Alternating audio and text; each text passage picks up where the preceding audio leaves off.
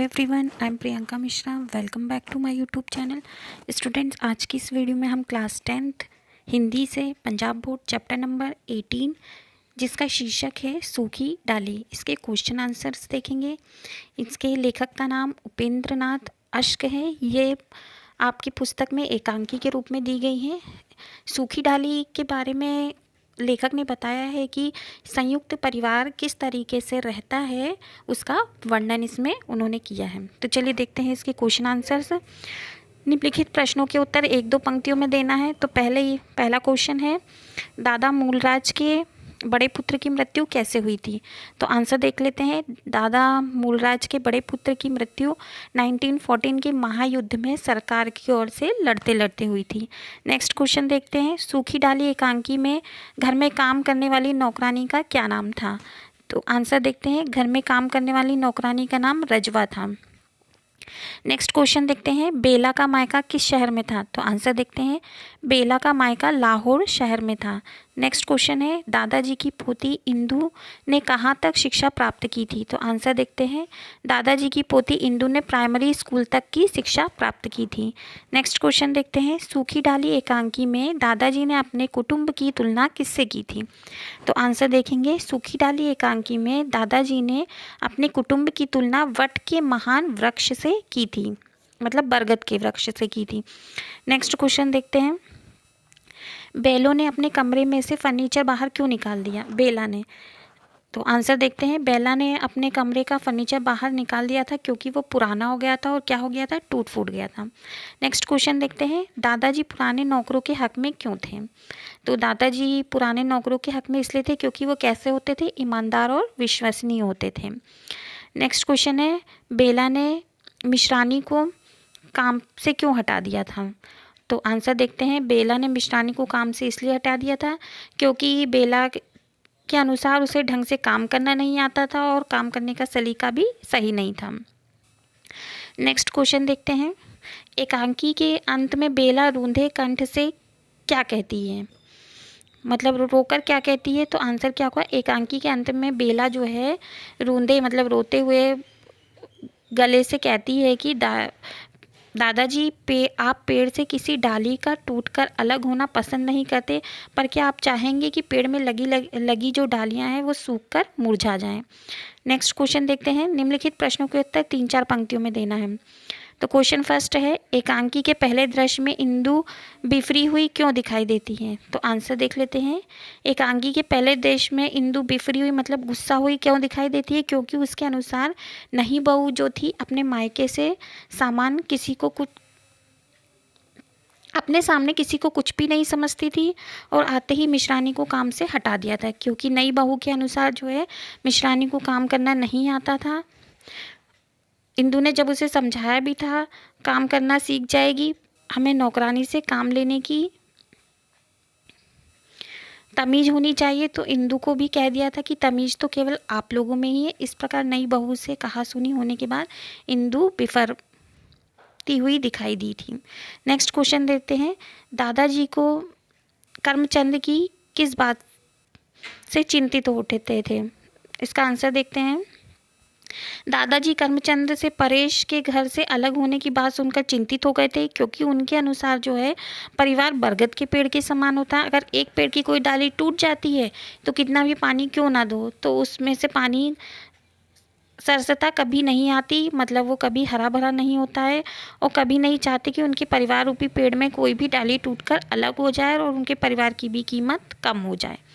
Next question देखते हैं, करमचंद ने दादाजी को छोटी बहू बेला के विषय में क्या बताया था? तो आंसर देखते हैं, करमचंद्र ने दादाजी को छोटी बहू बेला के विषय में बताते हुए कहा था कि उनका विचार है कि छोटी बहू के मन में दर्प की मात्रा ज़रूरत से ज़्यादा है। उन्होंने जो मलमल के थान और रजाई के अबरे लाकर दिए थे सबने रख लिए, परंतु छोटी बहू को क्या थे, पसंद नहीं आए थे। छोटी बहू अपने मायके को घराने से बड़ा समझती थी और इस घर को घृणा की दृष्टि से देखती थी, मतलब वो अपने मायके को ज़्यादा समझती थी। नेक्स्ट क्वेश्चन लिखते हैं, परेश ने दादाजी के पास जाकर अपनी पत्नी बेला के संबंध में क्या कहा। तो आंसर देखते हैं, परेश ने दादाजी के पास जाकर अपनी पत्नी बेला के संबंध में बताया कि बेला को कोई भी पसंद नहीं करता था, सब उसकी निंदा करते थे। परेश दादाजी से कहता है कि बेला के अनुसार सब उसका अपमान करते हैं, हंसी उड़ाते हैं और समय नष्ट करते हैं। वह ऐसा महसूस करती है कि पराए घर में आ गई है, उसे यहाँ पर कोई भी अपना दिखाई नहीं देता है। नेक्स्ट क्वेश्चन है, जब परेश ने दादाजी से कहा कि बेला अपनी गृहस्थी अलग बसाना चाहती है तो दादाजी ने परेश को क्या समझाया।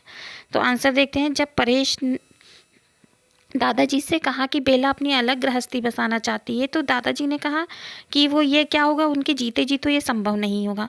उन्होंने सदा इस परिवार को क्या रखा है, एक वृक्ष की तरह रखा है जिसे वो टूटते हुए नहीं देख सकते। तो उन्होंने परवेश को ये दिलासा दिलाया कि वे घर में सभी को समझा देंगे, कोई भी बेला का जो है अपमान नहीं करेगा और उसका समय नष्ट नहीं करेगा, उसे वही और आदर सत्कार मिलेगा जो दूसरों को प्राप्त होता है, वो अपने आप को पराया कभी भी महसूस ना करे। नेक्स्ट क्वेश्चन देखते हैं, निम्नलिखित प्रश्नों के उत्तर 6-7 पंक्तियों में देना है। तो नेक्स्ट क्वेश्चन है, इंदु को बेला की कौन सी बात सबसे अधिक परेशान करती थी और क्यों। इंदु बेला की ननद थी, बेला के घर में आने से पहले वो सबसे अधिक पढ़ी लिखी समझी जाती थी, घर में उसकी खूब चलती भी थी, परंतु बेला उससे अधिक पढ़ी लिखी थी और हर समय मायके की बात करती थी। बेला ने घर में आते ही मिश्रानी को काम पर हटा दिया था क्योंकि उसे उसका काम पसंद नहीं आता है। इंदु जब उससे कहती थी कि हमें नौकरानी से ही काम लेने की तमीज़ होनी चाहिए और उसे ये कह देती थी तो ढंग उसे नहीं आता है। उसके मायके में नौकरों से भी काम लेने मायके में तो ऐसे नौकर घड़ी भर भी नहीं टिकते थे। तो इस प्रकार बेला का बात बात पर अपने मायके की बात करना और बाद में मायके के घराने को अच्छा बताना, तो इस घर को घृणा की दृष्टि से देखते और देखना इंदु को बहुत अधिक परेशान करता था। नेक्स्ट क्वेश्चन देखते हैं, दादाजी ने छोटी बहू के अलावा घर में सभी सदस्यों को बुलाकर क्या समझाया था। तो दादाजी ने छोटी बहू के अलावा बाकी सब घर के सदस्यों को समझाते हुए कहा था कि बड़े घर की है, पढ़ी लिखी है, यदि उसका यहाँ पर मन नहीं लगता है तो उसे दोष हमारा नहीं है। कोई भी व्यक्ति उम्र या दर्जे में बड़ा नहीं होता है, बुद्धि से बड़ा होता है। तो छोटी बहू उम्र में ना सही परंतु बुद्धि में हमसे बड़ी है, इसलिए हमें उसकी बुद्धि का लाभ उठाना चाहिए, उसे भी वही आदर सत्कार देना चाहिए जैसा उसे अपने घर में प्राप्त होता था। सभी उसका कहना माने, उसको परामर्श दें और उसके काम को आपस में बांट लें। उसे पढ़ने लिखने का अधिक अवसर दें ताकि उसे यह अनुभव ना हो कि वो किसी दूसरे घर में आ गई है। साथ ही दादाजी से ये भी चेतावनी देते हुए कहा था कि छोटी बहू का निरादर मतलब अपमान नहीं करना है, उसका नाता दादाजी से हमेशा के लिए टूट जाएगा नहीं तो। नेक्स्ट क्वेश्चन देखते हैं, एकांकी के अंतिम भाग में घर के सदस्यों के बदले व्यवहार से बेला परेशान क्यों हो जाती थी। तो आंसर देखते हैं, एकांकी के अंतिम भाग में घर के सदस्यों के बदले व्यवहार से बेला परेशान हो जाती थी क्योंकि उसका ऐसा व्यवहार बहुत ही ज़्यादा औपचारिक प्रतीत होता था। सब उसका आदर देने लगते हैं, उसकी सलाह मांगने लगते हैं, उसकी ओर देखकर सब चुप हो जाते हैं, कोई काम नहीं करने देता था। इतना अधिक आदर सत्कार और आराम देखकर उसे अच्छा नहीं लगता था, उसे ऐसा महसूस होता था कि उसके साथ जानबूझकर ऐसा व्यवहार हो रहा है। नेक्स्ट क्वेश्चन देखते हैं, मंजली बहू के चरित्र की कौन सी विशेषता इस एकांकी में सबसे अधिक दृष्टिगोचर होती है। तो देखते हैं, इस एकांकी में मंजली बहू हंसी ठिठोली करने वाली हंसमुख स्वभाव की स्त्री के रूप में उजागर की गई है। वो सारा दिन छोटी छोटी बातों पर हंसती मुस्कुराती है, किसी के विचित्र व्यवहार पर हंसना और ठहाके लगाना उसके लिए सामान्य सी बात थी। परंतु परेश और बेला में हुई बहस को सुनकर वो इतना हंसती है कि बेकाबू हो जाती है। उसकी हंसी बेला को और भी खिजा देती है, मतलब उसको और भी गुस्सा दिला देती है। इसलिए दादाजी ने उसे विशेष रूप से समझाते हुए कहा था कि उन लोगों तक ही सीमित रखनी चाहिए जो उसे सहन कर सकें। घर में लोगों को तब तक हंसी का निशाना नहीं बनाना चाहिए जब तक वे पूर्णतः घर का अंग न बन जाएं। नेक्स्ट क्वेश्चन देखते हैं, सूखी डाली एकांकी से हमें क्या शिक्षा मिलती है। तो सूखी डाली एकांकी उपेंद्र नाथ अश्क द्वारा लिखी एक एकांकी है, शिक्षाप्रद एकांकी है, जिसमें अश्क जी ने बताया है कि संयुक्त परिवार को एक झांकी प्रस्तुत करते हुए उन्होंने लिखा है कि शिक्षा देने का प्रयत्न किया है कि हमें परिवार के अपने बुजुर्गों माता पिता का आदर करना चाहिए, उनके प्रति श्रद्धा रखनी चाहिए, उनके सुझाव को लेना चाहिए, मानना चाहिए। कोई भी व्यक्ति छोटा या बड़ा हो, बल्कि बुद्धि व ज्ञान से होता है। छोटा हो या बड़ा हो, सभी गुणों का सम्मान करना चाहिए। स्वयं को सुशिक्षित या सुसंस्कृत मानकर घमंड में नहीं रहना चाहिए, अन्यथा घमंड में रहने वाला व्यक्ति परिवार के साथ रहते हुए भी सूखी डाली के समान होता है। तो इस एकांकी में दादाजी के माध्यम से ये शिक्षा दी गई है कि एक पुराने की टक्कर तथा घर में होने वाले संघर्ष को किस प्रकार से सूझबूझ करके उसको सुलह किया जा सकता है। इस प्रकार लेखक ने घर के सभी सदस्यों को मिलजुल कर रहने की शिक्षा दी है। निम्नलिखित का आशय स्पष्ट करना है। वह कुटुंब एक महान वृक्ष है, हम सब इसकी डालियां हैं, डालियों में से ही पेड़ है और डालियां छोटी हो चाहे बड़ी हो, सब उसकी छाया को बढ़ाती है। मैं नहीं चाहता कोई डाली इससे टूटकर पृथक हो जाए, मतलब अलग हो जाए। तो इसका आशय स्पष्ट करना है। तो इसका आशय क्या होगा, ये वाक्य क्या है, दादाजी ने उस समय कहा था जब छोटी बहू बेला के अतिरिक्त सभी को समझाने के लिए अपने पास बुलाया था उन्होंने। उनके अनुसार परिवार महान वृक्ष के समान है और परिवार के सभी सदस्य उस वृक्ष की डालियों के समान हैं। जिस प्रकार सभी डालियां मिलकर पेड़ बनाती हैं, उन्हीं डालियों से वो पेड़ होता है, चाहे वे डालियां छोटी हो या बड़ी हो, उनकी छाया को बढ़ाती हैं। उसी प्रकार परिवार के सभी सदस्य चाहे छोटे या बड़े हों, सभी मिलकर परिवार बनाते हैं। घर के प्रत्येक सदस्य का अपना एक महत्व होता है, इसलिए वे नहीं चाहते कि इस परिवार रूपी वृक्ष में से कभी भी कोई डाली रूपी सदस्य टूटकर अलग हो जाए, क्योंकि जिससे इस परिवार का महत्व कम ना हो। नेक्स्ट देखते हैं।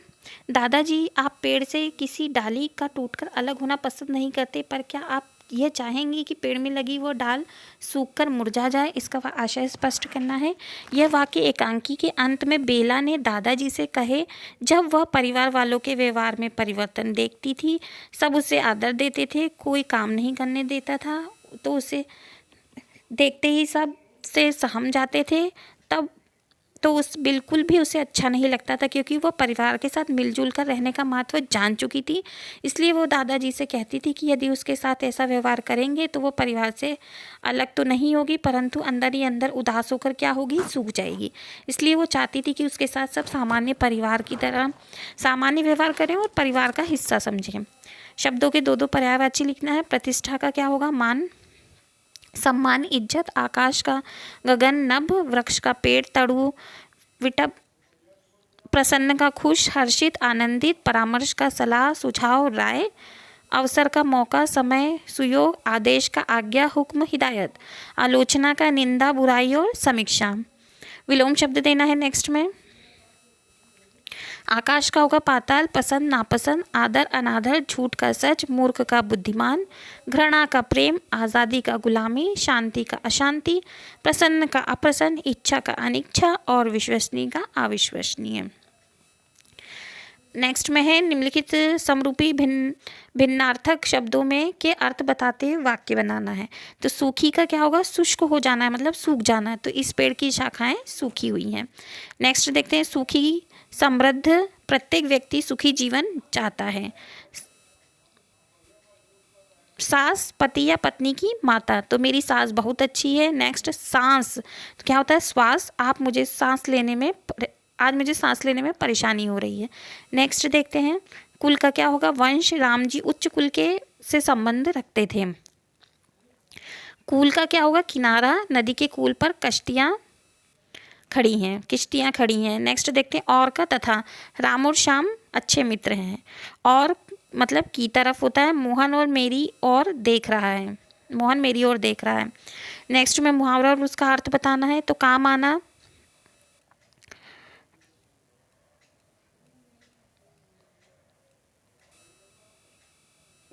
मर जाना, भारत पाक युद्ध में अनेक सैनिक काम आए। नेक्स्ट देखते हैं। नाक, भौं चढ़ाना, घृणा या असंतोष प्रकट करना।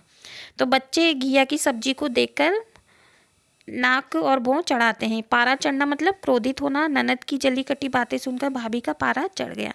नेक्स्ट देखते हैं। भीगी बिल्ली बनना मतलब सहम जाना, दादाजी के सामने सभी भीगी बिल्ली बनकर खड़े हो गए। नेक्स्ट है मरहम लगाना, मतलब सांत्वना देना। हमें किसी की को दुखी देखकर उसके घाव पर मरहम लगाने का प्रयत्न करना चाहिए। नेक्स्ट है ठहाका मारना, मतलब ज़ोर से हंसना।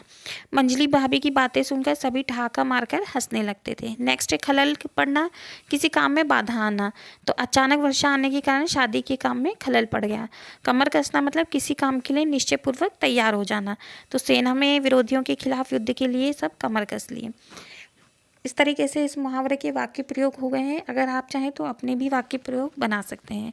तो इस तरीके से इसके सारे क्वेश्चन आंसर सेंड होते हैं। मिलते हैं नेक्स्ट वीडियो में नेक्स्ट चैप्टर के साथ। Bye bye students, take care.